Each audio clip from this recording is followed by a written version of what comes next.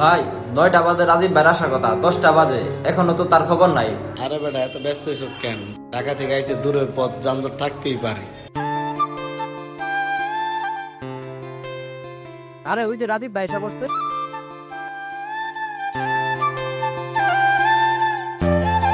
ভাই কি অবস্থা, কেমন আছেন? আপনার আসতে তো দেরি হলো, আবার মনটা অনেক খারাপ দেখা যায়। আসলে তোর মন খারাপ, অফিসে কিছু হয়েছে ঠেছিনি, ঢাকা থেকে আসছ খালি হাতে, ব্যাগ টেক কই?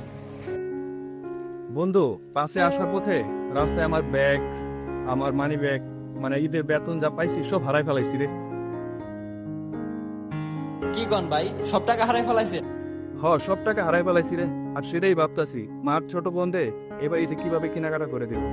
আর আমি নিজেও কিছু কিনি নাই, সংসারও তো খরচ আছে। যেমন ধর্ম তেমন ফল। তুই এখানে কেন? আমি তো তোরে আসতে বলি নাই, আমি শুধু ওদের আসতে বলছি। তোরে দেখলে আমার খুব রাগ হয়, বুঝছস? ছোটবেলায় তোর জন্য বাবা আমাকে হোস্টেলে পাঠাই দিছে, আর আজকে আমার বিপদের সময় আমার সাথে মজা করতেছস? লজ্জা করে না তোর? নির্লজ্জ কোথাকার! তোরে আমার সহ্য হইতাছে না, তুই যা এখান থেকে যা।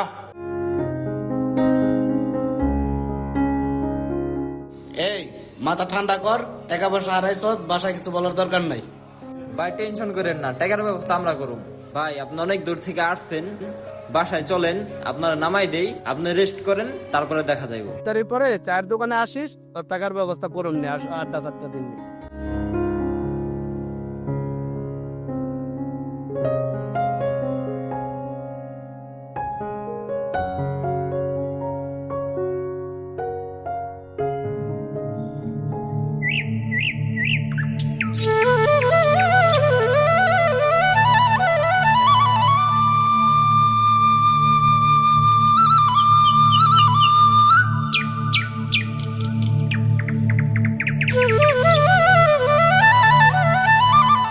ও সাব্বির, ওরা তো কথা দিয়ে আসলাম যে সন্ধ্যার দিকে টাকা ব্যবস্থা করে দিম, এখন তো কোনো ব্যবস্থা হয়নি। ভাই রাজীব ভাইয়ের তো কথা দিয়ে এলাম, টাকার ব্যবস্থা করে দেবো। যদি টাকার ব্যবস্থা না করতে পারি, রাজীব ভাই তো ইটটাই মাটি হয়ে যাবো ভাই। আর কোনোভাবে তো কোনো ব্যবস্থা হইতাছে না ভাই। কেমনে যে কি করবো আমার তো ভাই মাথায় ধরতাছে না। কি করা যায় ভাই বলেন তো?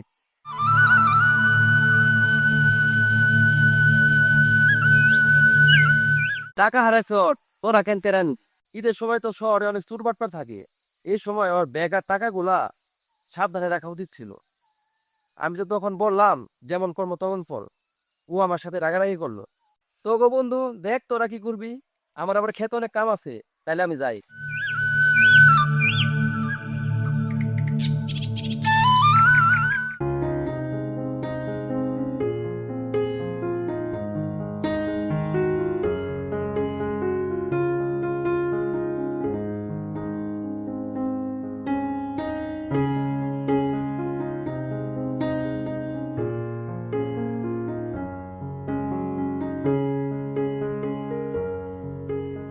কিরে, কি অবস্থা? ও আচ্ছা, বস। আইনুস, এখানে আর এক কাপ চা নিয়ে আয়। ওই শোন, পরে অর্ডার দিস। সাগর একটু শোন, কি বল? এই ছোট লোক কামলাটা এখানে কেন? ও থাকলে আমি চা খাবো, আমি গেলাম।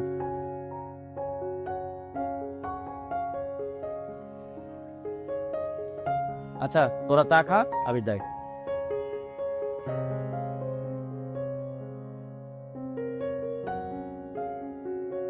ভাই যে কারণে আপনারা আসতে বলছিলেন, এই জানেন আপনার টাকার ব্যবস্থা হয়ে গেছে।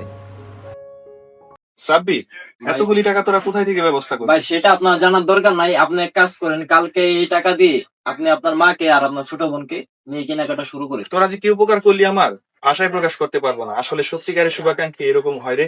বন্ধু, এখন তো তোর প্যারামুক্ত হয়েছে, তাহলে কেনাকাটা কর। তাহলে এক কাজ করি বন্ধু, চল এখন উঠি, বাসায় যাই। ওকে, কালকে আসবো।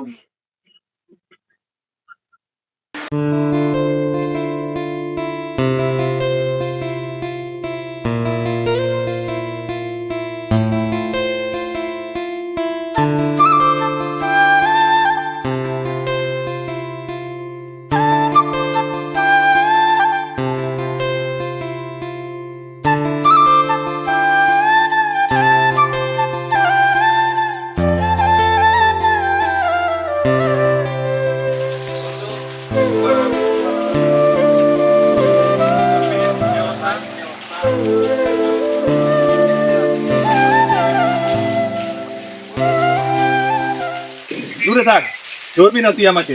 চল বন্ধু, আমরা তোর সাথে নামাজে যাবো। ঠিক আছে ভাই, তাহলে চলেন, আজকে অনেকদিন পরে ঈদের নামাজ পড়বো একসাথে সবাই মিলে।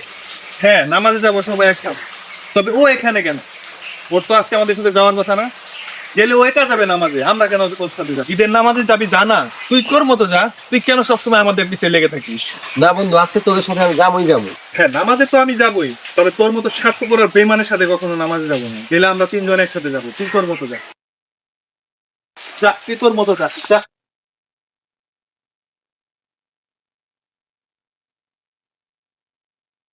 আজকে ঈদের দিনটা ওর মুখ আমার দেখতে হইল।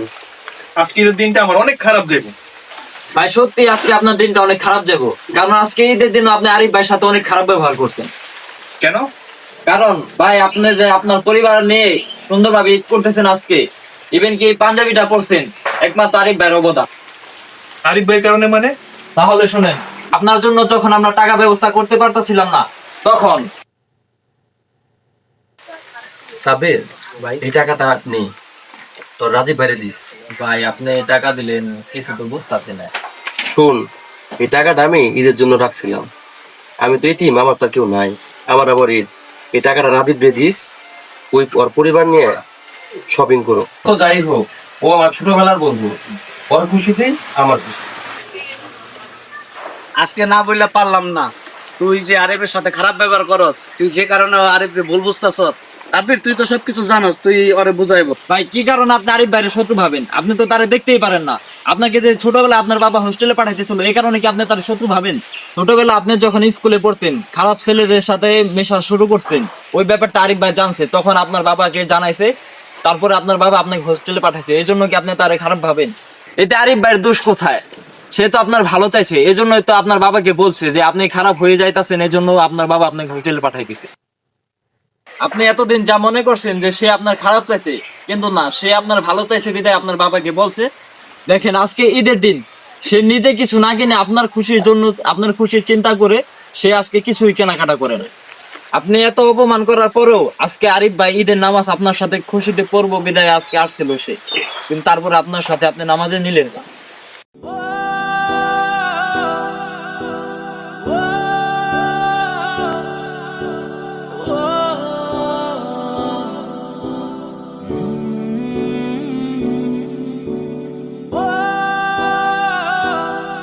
আরিফ,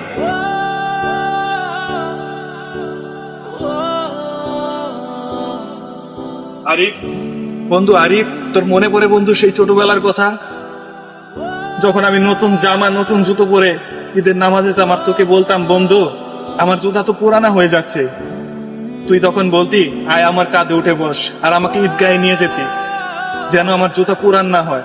বন্ধু, বন্ধু দেখ আজকেও আমার জুতা পুরান হয়ে যাচ্ছে, তুই আমাকে কাঁধে দিবি না বন্ধু?